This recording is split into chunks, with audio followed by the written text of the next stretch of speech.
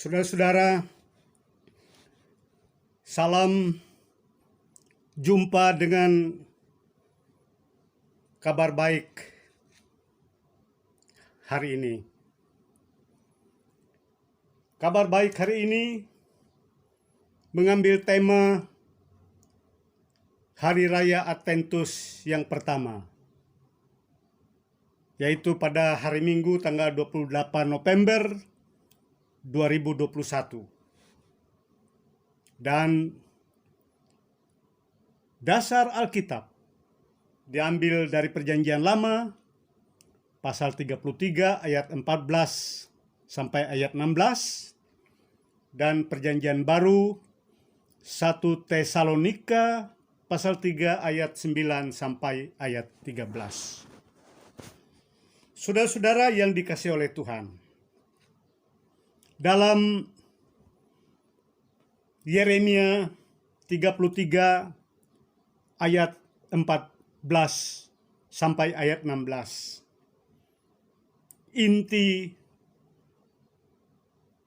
bagian Alkitab itu adalah suatu firman Tuhan yang menyampaikan bahwa Ia akan menepati janji yang sudah Dia ikat dengan kaum Israel dan kaum Yahuda. Janji itu adalah memberlakukan keadilan dan kebenaran di negeri Israel dan Yehuda. Janji itu adalah mereka akan dibebaskan dari segala hal yang menghimpit kehidupan mereka. Pokoknya dalam bagian ini disampaikan suatu pemberitahuan akan masa depan kaum Israel dan kaum Yehuda yang tidak lagi hidup dalam penderitaan, dalam keterhimpitan, dan dalam penindasan, melainkan mereka akan memperoleh kebebasan, memperoleh keadilan dan kebenaran, karena Allah berkenan kepada mereka. Jadi inti bagian ini adalah Allah bercerita tentang masa depan kaum Israel dan kaum Yehuda. Masa depan yang lebih baik, masa depan yang penuh pengharapan, masa depan yang ada dalam kesejahteraan dan kebaikan. Sedangkan saudara-saudara yang dikasihi oleh Tuhan, bila mana kita menoleh kepada 1 Tesalonika pasal 3 ayat 9 sampai ayat 13. Di sana juga berisikan kabar baik kepada umat Tuhan. Umat Tuhan yang dimaksudkan di sini adalah orang-orang yang percaya kepada Tuhan, orang yang sudah menerima Yesus Kristus sebagai juru selamatnya, dan orang-orang yang sudah beriman sesuai dengan kehendak Tuhan, memakai firman Tuhan sebagai panduan dan tuntunan di dalam kehidupan mereka. Saudara-saudara, saya baca untuk kita 1 Tesalonika pasal 3 ayat 9 sampai ayat 13. Bunyinya demikian. Sebab ucapan syukur apakah yang dapat kami persembahkan kepada Allah atas segala sukacita yang kami peroleh karena kamu di hadapan Allah kita. Siang malam kami berdoa sungguh-sungguh supaya kita bertemu muka dengan muka dan menambahkan apa yang masih kurang pada imanmu. Kiranya Dia, Allah dan Bapa kita, dan Yesus Tuhan kita membukakan kami jalan kepadamu Dan kiranya Tuhan menjadikan kamu bertambah-tambah dan berkelimpahan dalam kasih seorang terhadap yang lain dan terhadap semua orang, sama seperti kami juga mengasihi kamu. Kiranya Dia menguatkan hatimu supaya tak bercacat dan kudus di hadapan Allah dan Bapa kita pada waktu kedatangan Yesus, Tuhan kita, dengan semua orang kudusnya. Jadi itulah saudara-saudara yang dikasihi oleh Tuhan. Suatu seruan, suatu penegasan akan kabar baik. Kabar baik tentang Tuhan Yesus yang akan datang kembali untuk menggenapi janjinya, untuk menggenapi karyanya, untuk menggenapi keselamatannya kepada orang-orang yang percaya kepadanya, kepada orang-orang yang sudah menerima Dia sebagai Tuhan dan Juru Selamatnya, kepada orang-orang yang bertekun di dalam doa kepadanya, kepada orang yang tidak pernah hidup yang bertentangan dengan kehendak Tuhan. Dan inilah saudara-saudara yang ditunjukkan oleh jemaat di Tesalonika sebagai orang-orang yang sudah menerima Yesus sebagai Tuhan dan Juru Selamatnya.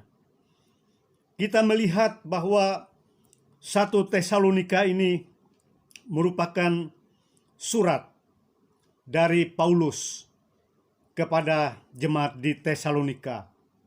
Surat yang mengakui bahwa jemaat di Tesalonika suatu jemaat yang sudah memberikan sukacita kepada mereka, yang sudah memberitakan Injil kepada mereka, yang sudah memberitakan kabar baik kepada mereka tentang karya Allah di dalam Yesus Kristus yang menjadi juru selamat mereka. Dan jemaat itu betul-betul menunjukkan keadaan yang demikian. Walaupun mereka hidup di kota Tesalonika yang berada di Yunani Utara, di mana masyarakatnya penuh dengan orang-orang yang menyembah berhala, dengan orang-orang yang tidak percaya kepada Tuhan. Tetapi jemaat Tuhan ini, sesudah mereka menerima Yesus sebagai Tuhan dan Juru Selamatnya, sesudah mereka berjalan dengan bimbingan firman Tuhan saja dalam hidup mereka, mereka tidak goyah, mereka tetap teguh berdiri dan berjalan di jalan Tuhan. Bahkan mereka hidup di dalam kasih yang sangat luar biasa. Oleh sebab itu ada kerinduan dari Paulus dan juga teman-temannya seperti Timotius untuk datang kembali ke Tesalonika, untuk berjumpa muka dengan mereka, untuk mengakui dan meneguhkan serta mengukuhkan iman percaya mereka. Dan bila mana ada yang kurang-kurang, mau menambahkan apa yang perlu ditambahkan dalam kehidupan mereka sebagai umat Tuhan. Dan oleh sebab itu, saudara-saudara, dalam bagian bacaan yang kita baca tadi, ayat 9 sampai ayat 13 itu, dimulai dengan, sebab ucapan syukur apakah yang dapat kami persembahkan kepada Allah atas segala sukacita yang kami peroleh karena kamu di hadapan Allah kita. Siang malam kami berdoa sungguh-sungguh supaya kita bertemu muka dengan muka dan menambahkan apa yang masih kurang pada imanmu.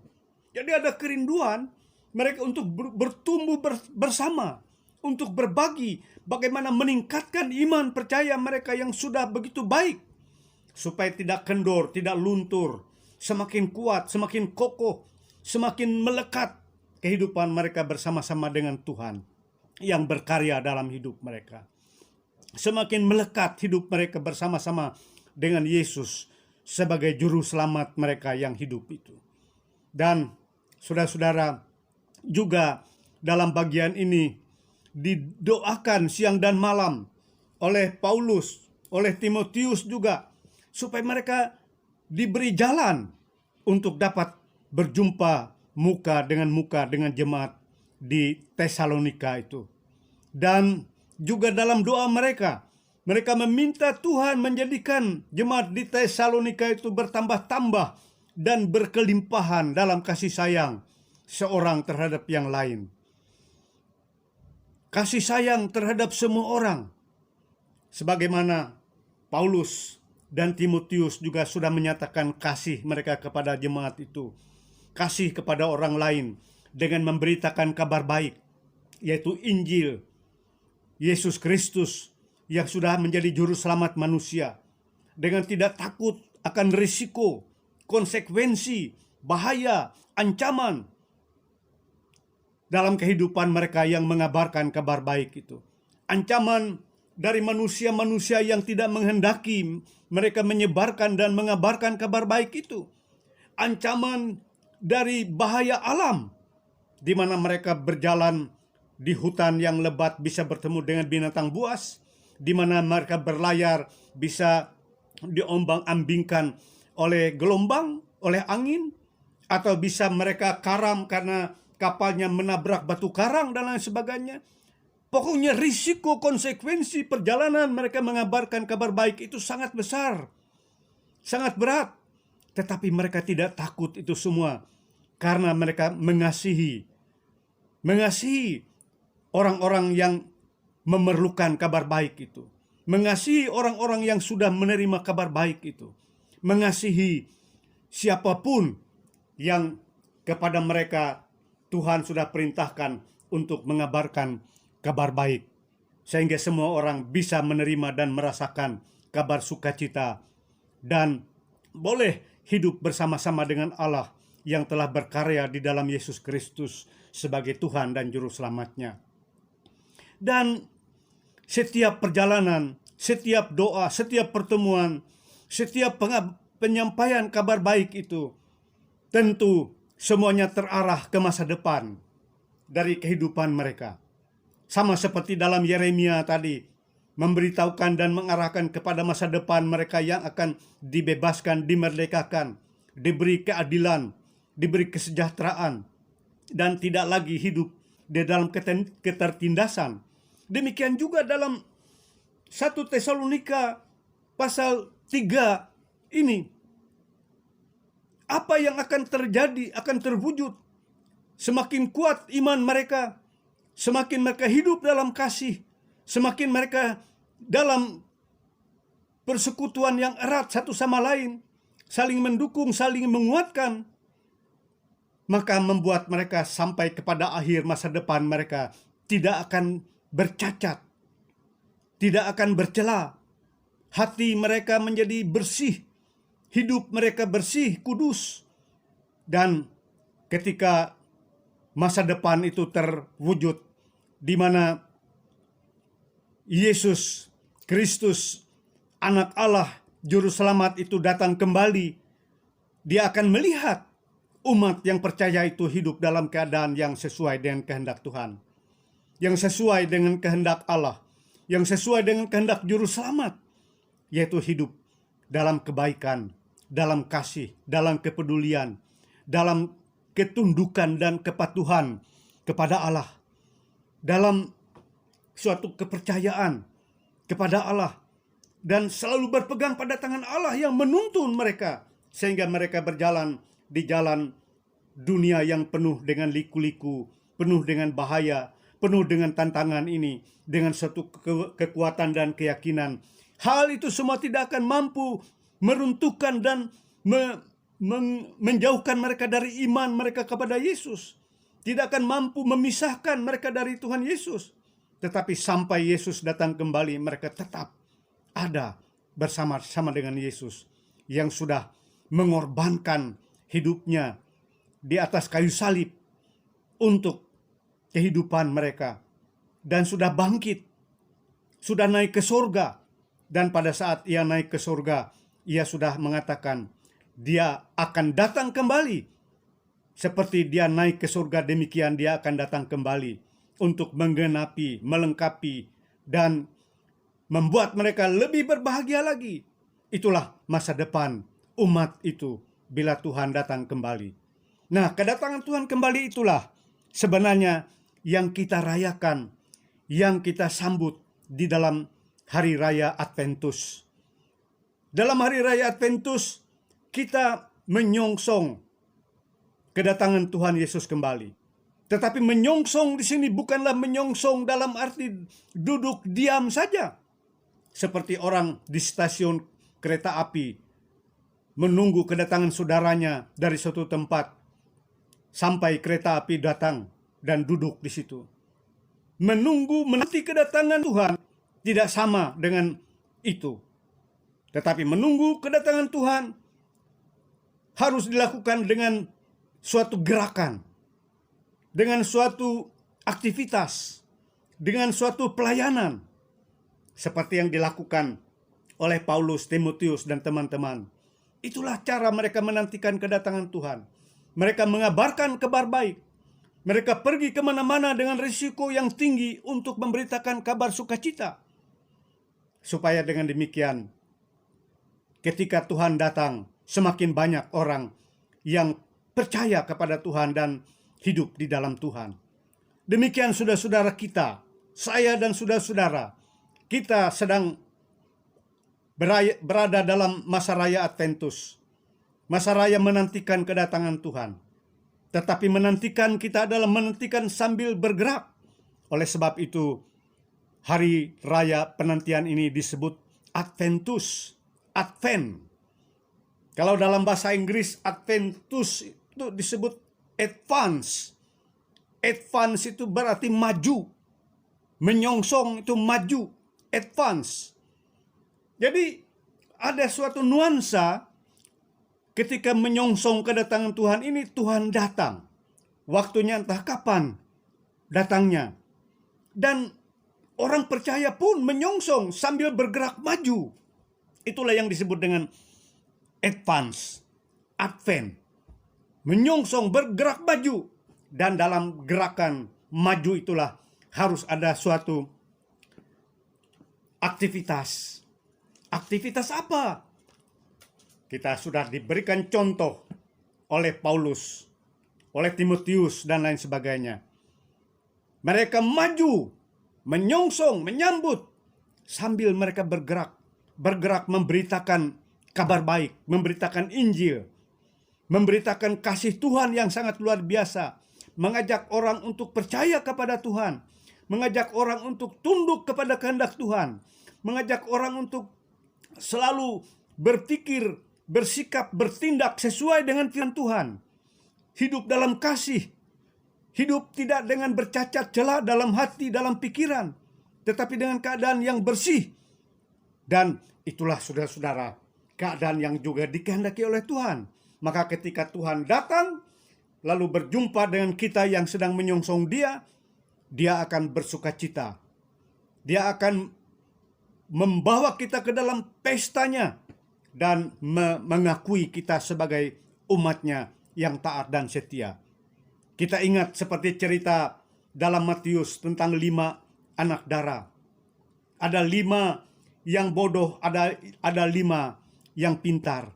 5 yang bodoh, mereka tidak mempersiapkan diri mereka dengan minyak pelita mereka. Dan ketika pengantin itu datang, minyak pelita mereka sudah habis. Tetapi 5 yang pintar, mereka siapkan minyak cadangan. Sehingga ketika pengantin itu terlambat datang, dan sampai akhirnya minyak pada lentera atau pada pelita mereka sudah habis, mereka masih punya minyak yang ada di dalam buli-buli mereka untuk ditambahkan kepada pelita mereka. Sehingga ketika pengantin itu datang, mereka masih siap untuk menyambut kedatangannya. Jadi saudara-saudara, mari kita, saya dan saudara-saudara, persiapkan diri kita, persiapkan hidup kita untuk menyongsong dan menyambut kedatangan Tuhan dalam masa raya Adventus ini. Tuhan memberkati kita semua. Salam kabar baik.